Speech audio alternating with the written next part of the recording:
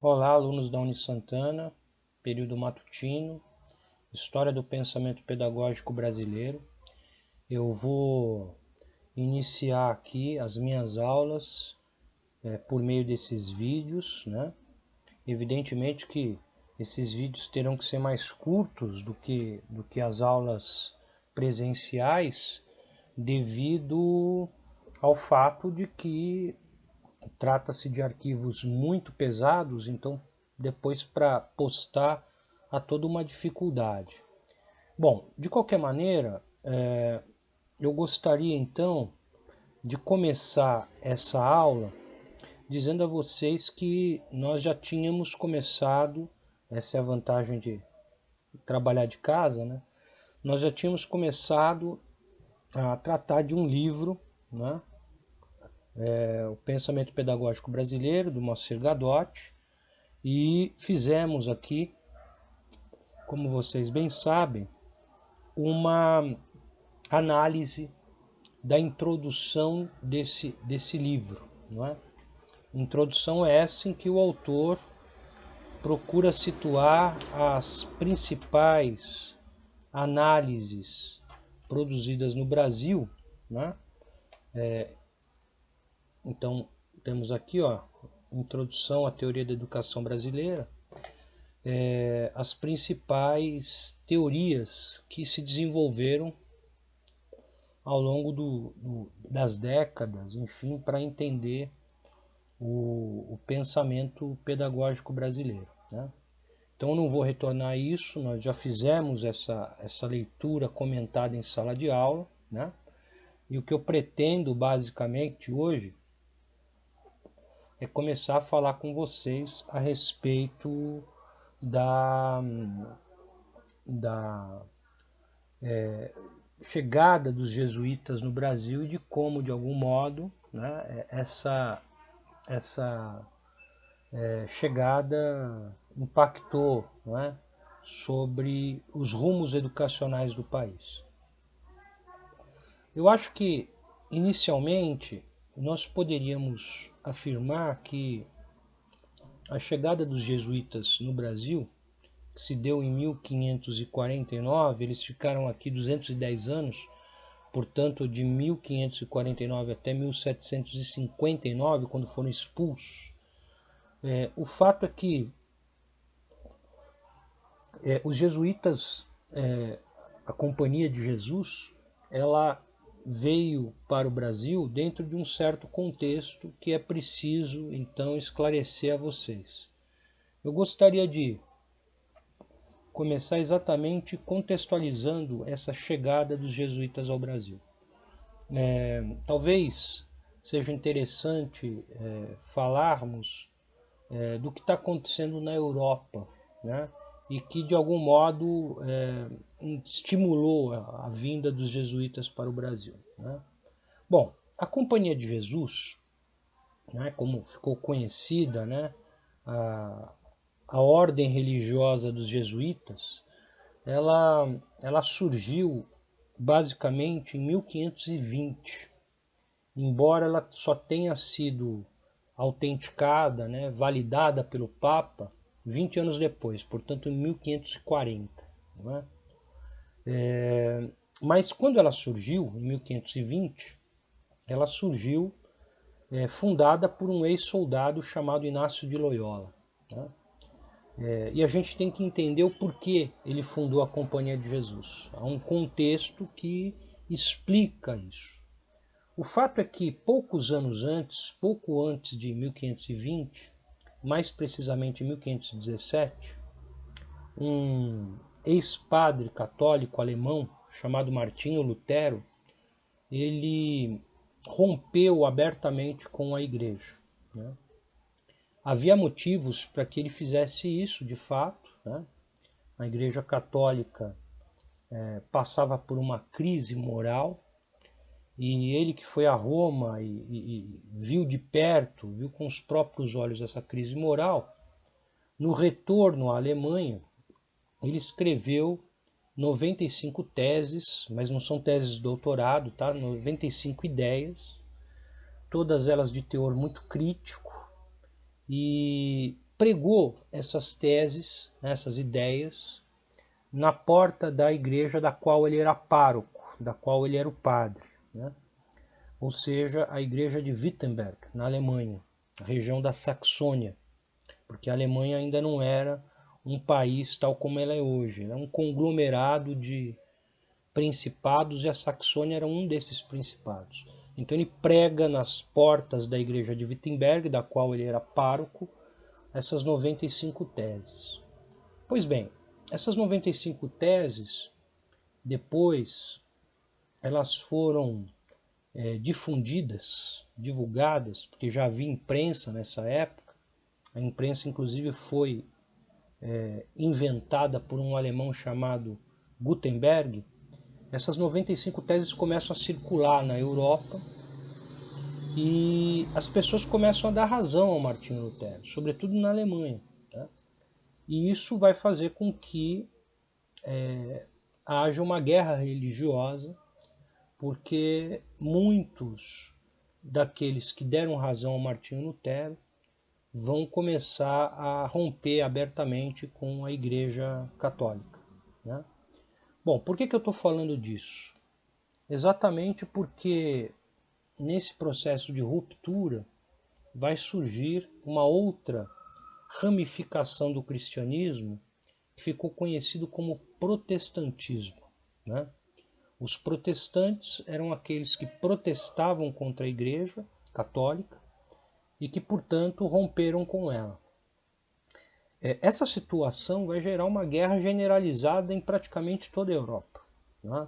Embora alguns países tenham permanecido católicos, muitos outros, como no caso da Alemanha, se dividiram. Uma parte da população migrou para o protestantismo, enquanto outra parte ficou fiel ao catolicismo. E quando eu falo em guerra generalizada, eu estou falando de fato de uma guerra, né, religiosa, onde católicos matavam protestantes, protestantes matavam católicos, tudo em nome da religião. Né? Alguns países se converteram completamente ao protestantismo, como no caso da Holanda. Outros permaneceram católicos, como no caso da Bélgica, da França, da Espanha, né? E outros ainda, como a Inglaterra, criaram novas denominações. A Inglaterra, por exemplo, criou uma denominação chamada anglicanismo, né? Que a gente pode dizer que é uma síntese do catolicismo com o protestantismo. O fato é que essa guerra religiosa, que num primeiro momento acontece no campo de batalha realmente, ou seja, é uma guerra generalizada com mortes e violência, num segundo momento ela passa a ser travada num outro campo. Então não é à toa que um ex-soldado como o Inácio de Loyola tenha fundado a Companhia de Jesus. Né? Ou seja, é um ex-soldado, né? Alguém que está vendo aquilo de algum modo com muita precaução, né? Ou seja, uma guerra generalizada. Bom, a Companhia de Jesus foi fundada em 1520, como eu disse, mas ela só será reconhecida pelo Papa 20 anos depois, em 1540. E nesse processo, os chamados jesuítas começam a travar essa batalha religiosa não mais no campo de batalha, né? Não mais nas vias de fato, mas começam a travar essa guerra religiosa no campo da cultura. Não por acaso os jesuítas sempre se notabilizaram pela ênfase que deram na questão educacional. Só para a gente ter uma ideia, né, do que eu estou falando, de 1540, quando o Papa reconhece a Companhia de Jesus, até 1600, a gente está falando aí de mais ou menos 60 anos, mais de 500 escolas jesuítas apareceram em toda a Europa. Né? Então veja como os jesuítas vão se especializando na área educacional e de algum modo isso vai credenciá-los mais tarde a tocar também a educação aqui na colônia. A gente não pode perder de vista que o Brasil nessa ocasião é uma colônia portuguesa. tá bom? Ou seja, havia uma metrópole, que era Portugal, e o Brasil estava submetido a ela. Portanto, o Brasil era uma colônia portuguesa. Pois bem, havia um clima na Europa de que essa guerra religiosa fez com que os católicos tivessem perdido muitas almas, isto é, muita gente migrou para o lado dos protestantes.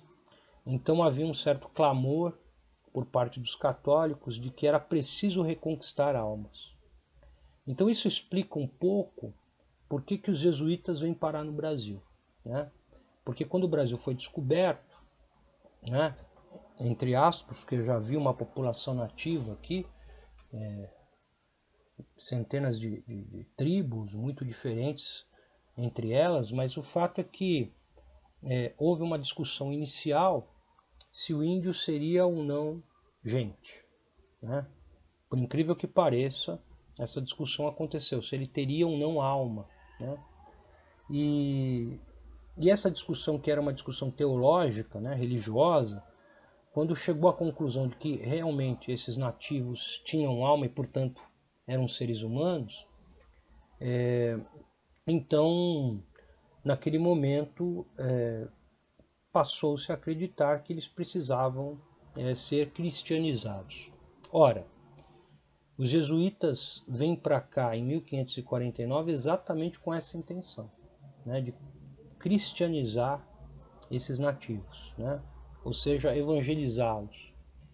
E os primeiros jesuítas então chegam nessa data ao Brasil e vão começar um trabalho de catequização desses nativos, né? Então, a presença dos jesuítas no Brasil se deveu, sobretudo, por conta dessa questão religiosa, né? Por que eu estou dizendo isso? E por que isso é tão importante? É importante porque quando os jesuítas aqui chegam, eles vão se deparar com nativos que tinham a sua própria cultura, né? que tinham as suas divindades, né? E que absolutamente desconheciam, né, o que era o cristianismo, né? Só para a gente ter uma noção exata do que eu estou falando, acho que todo mundo aqui já ouviu a música do Legião Urbana Índios, né? Quem me dera ao menos uma vez, né? Então aquela letra é um pouco a imagem do encontro dessas duas culturas. A cultura lusitana, a portuguesa, que vem para cá representada pelos jesuítas, e os nativos que aqui estavam e que tinham sua própria cultura, seus traços culturais muito específicos, né? Bom, os jesuítas aqui então começam um trabalho de catequização desses índios, né? E é muito interessante porque, no primeiro momento, né, eles procuram efetivamente catequizar esses índios de uma maneira mais lúdica, né, possível, né, tentando aquilo que a gente chama de aproximação, né, ou seja, tentando se aproximar desses índios, tentando estabelecer com eles relações de algum modo amistosas, né, e gradualmente trabalhando no sentido de catequizá-los, né. Agora, essa estratégia, vamos chamar assim, né, ou seja, isso que eu estou chamando de aproximação, né, foi possível porque os jesuítas eles criaram missões, né, ou seja, aldeias, para trabalhar junto com esses índios e tentar então cristianizá-los, né. Mas nesse primeiro momento havia toda uma dificuldade, apesar das metodologias usadas pelos jesuítas, porque os jesuítas eram muito criativos, né? Primeiro eles aprenderam a falar a língua dos nativos, o que não era uma coisa muito simples. Em segundo lugar, eles procuravam traduzir conceitos teológicos e religiosos extremamente complexos para os padrões nativos numa linguagem aceitável, né? Então eles usavam instrumentos, né, e métodos muito lúdicos para poder catequizá-los, como por exemplo, né, eles usavam a música, como por exemplo eles usavam a dança, o teatro, né? Tudo isso para tentar traduzir essas questões teológicas mais complexas e tentar, de algum modo, persuadir e seduzir os índios, os nativos, sobre os princípios cristãos, né? Só que isso não deu muito certo de início, né? E por que que não deu certo? E os jesuítas vão perceber isso no decorrer do processo. Porque essa catequização ela era feita para todo mundo na aldeia, né? Então, incluindo desde os nativos mais idosos até as crianças, né? Então, acabava sendo um trabalho muito difícil de se executar, porque se por um lado os jesuítas tentavam catequizar esses nativos, por outro lado as gerações mais antigas, né, de índios, preservavam seus traços culturais.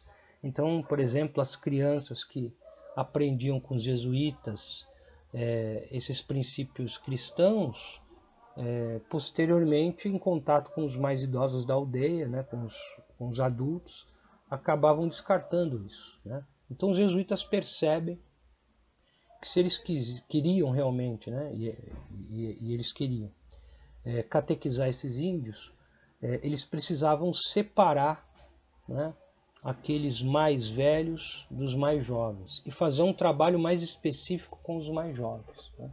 Então é mais ou menos isso que eles começam a fazer, né? Ou seja, dentro das chamadas missões, dessas aldeias criadas pelos jesuítas, eles começam a separar as gerações adultas e mais idosas das crianças e começam a fazer todo um trabalho de catequização com as crianças, né? E sempre adotando métodos lúdicos, né, que pudessem traduzir em ações bastante compreensíveis todos esses elementos que eu diria são de ordem teológica, religiosa e tudo mais, né? Então, aos poucos, os portugueses, né, através dos jesuítas, vão convertendo essas gerações de índios, né, de nativos, ao cristianismo. Num segundo momento, os jesuítas vão começar então também a estabelecer escolas convencionais, como aquelas que existiam na Europa.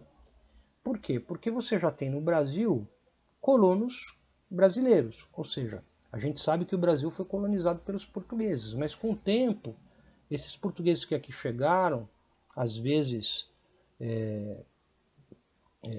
se casando com índias, né, se relacionando com índias, ou mesmo com mulheres portuguesas que depois são enviadas para cá, começam a ter os primeiros filhos, né, os chamados colonos nascidos no Brasil, ou seja, colonos tipicamente brasileiros, né?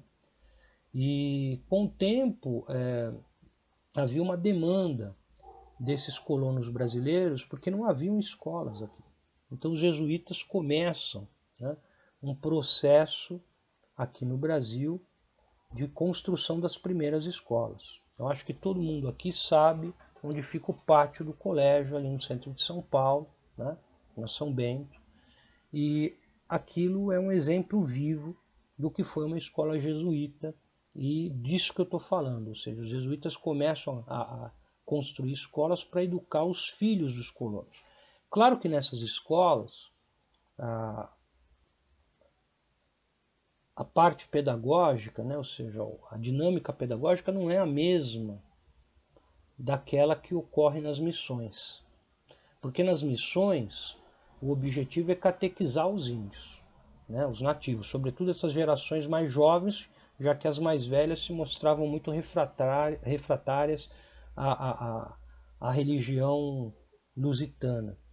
Agora, dentro dos colégios jesuítas, você tinha mais ou menos a reprodução daquilo que acontecia na Europa. Ou seja, se estudava mais ou menos aquilo que se estudava nos colégios jesuítas, né? Então essas escolas são construídas exatamente para receber os filhos desses colonos que passam a ter, bem ou mal, um sistema, né, acesso a um sistema educacional incipiente, que está começando aqui no Brasil. Né? Então, os jesuítas eles foram, de fato, muito importantes. Não é? A gente pode até fazer críticas em relação ao processo de aculturação, né, que eles exerceram sobre os índios, ou seja, desaculturando os índios de sua própria cultura, desenraizando de suas tradições para absorverem uma nova cultura. Né? A gente pode até dizer que isso ocorreu, de fato. Né? Agora, os jesuítas foram homens de seu tempo. Eles estão pensando o mundo a partir daquilo que está acontecendo na Europa. Né? Então a gente não pode perder isso de vista se a gente quiser entender o papel que os jesuítas exerceram, né? Tiveram aqui no Brasil. Né? Com todos os deméritos, com todas as falhas e equívocos, né? E a gente poderia dizer até uma violência simbólica, né? Não física, mas simbólica que eles exerceram sobre a cultura nativa.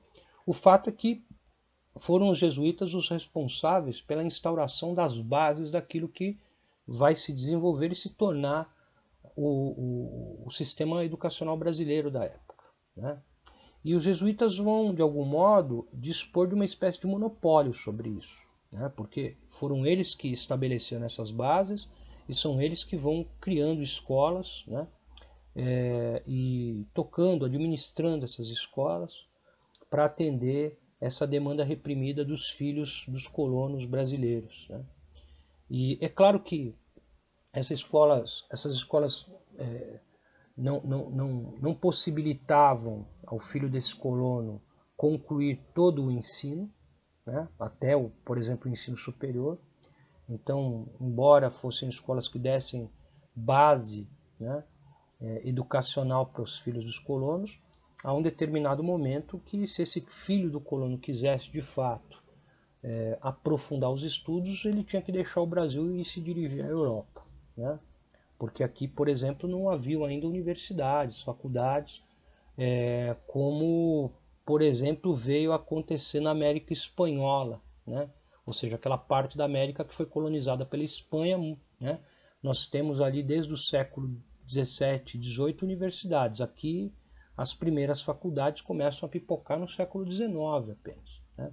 Então aqui não havia muita opção. Se o sujeito quisesse dar continuidade aos estudos, ele tinha primeiro que ter uma família que o bancasse, porque não era barato você sair daqui, né, viajar até a Europa e permanecer lá por anos para depois voltar.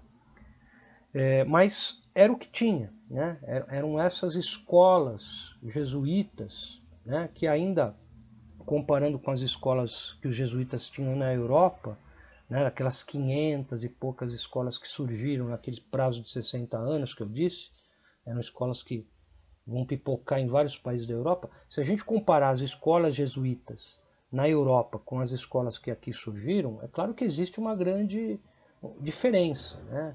Até do ponto de vista da estrutura e tudo mais. Mas o fato é que os jesuítas foram importantes por estabelecerem aqui as bases desse sistema educacional que vai permanecer no Brasil por 210 anos. Né? Ou seja, com a chegada dos jesuítas em 1549 até a expulsão dos jesuítas em 1759. Né? Os motivos dessa expulsão nós vamos trabalhar nas aulas vindouras, mas eles permanecem aqui em território nacional por 210 anos e nesse tempo todo sempre de algum modo conduzindo, né, esse incipiente, esse inicial, né, ainda muito inicial, sistema educacional brasileiro. Né? Então é bastante interessante a gente pensar nisso, né? Pensar de como os jesuítas foram importantes para o sistema educacional brasileiro. Tá? Eu acho que essa aula vai elucidar um pouco da presença dos jesuítas aqui no Brasil, né? E de como eles foram importantes para o desenvolvimento da educação brasileira. Tá? Então, por hoje é isso.